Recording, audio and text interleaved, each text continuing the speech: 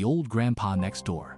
A real experience. My friend Yaya's child, Ronger, is 6 years old this year. This incident happened when Ronger was 3 years old. Ronger is extremely beautiful. Without exaggeration, she is the most beautiful girl I've ever seen. Even the child stars on TV and the little models in magazines can't compare with her in terms of beauty. There are large posters of Ronger hanging in many professional children's photography centers in our area. Moreover, Ronger is very polite and has a sweet mouth, so she is especially popular. At that time, the house where Yaya lived was an old-fashioned apartment building. There were 4 households living in one corridor. Each household had a large window beside the front door, almost floor to ceiling. When decorating, Yaya's husband widened the windowsill and turned it into a bay window where people could rest. For safety, iron railings were added outside. As long as one stood by the window, they could see the front door of the next-door neighbor's house. The neighbors next door to her were an old couple who were nearly 70 years old.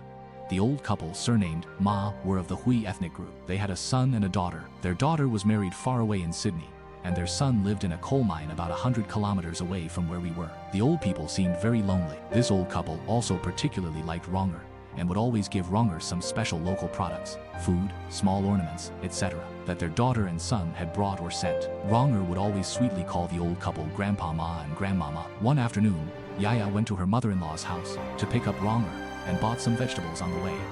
They got home at around 5 o'clock in the afternoon. She placed building blocks and toys by the bay window for Ronger to play with and busied herself with cooking. Just as she put the meat in the pot, she heard Ronger say in a babyish voice, "Hello, Grandpa Ma." Then she babbled some children's songs like the little car beeps. Yaya knew that Grandpa Ma next door would always ask Ronger to recite children's songs and other things whenever he saw her, so she didn't pay much attention. She casually said, "Ronger, don't be naughty. You're delaying Grandpa from buying groceries and cooking." She also looked back but didn't see the old man, thinking that the old man had walked to the stairwell.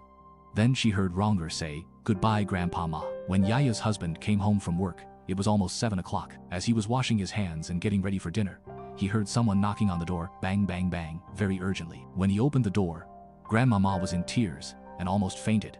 She pointed to her own door and said, "My old man has been poisoned by gas." Yaya's husband rushed in. The room was so choked with gas that it was impossible to stand.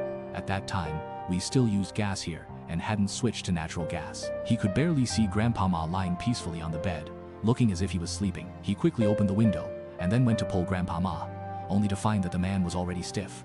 Someone outside called the police and also an ambulance. Several male neighbors came in and carried the person out to the corridor. It was obvious that the man had been dead for a long time. The ambulance came and took the body away. Later, it was heard that Grandmama missed her grandson in the morning and wanted to go to her son's house in the coal mine. However, Grandpa Ma's unit informed that the medical insurance card would be replaced that day, and it was only valid for that one day. If missed, there would be no second chance. So Grandmama went to the coal mine by herself. It seemed that Grandpa Ma wanted to cook some porridge but fell asleep. The porridge overflowed and put out the fire, and the old man died of gas poisoning. What puzzled Yaya was that the forensic doctor said that Grandpa Ma had died at around 1 to 2 o'clock in the afternoon. Then who was Ronger greeting before dinner in the afternoon? Yaya and her husband actually don't believe in the theory of ghosts and gods. However, not long after that, they still sold the house and moved away.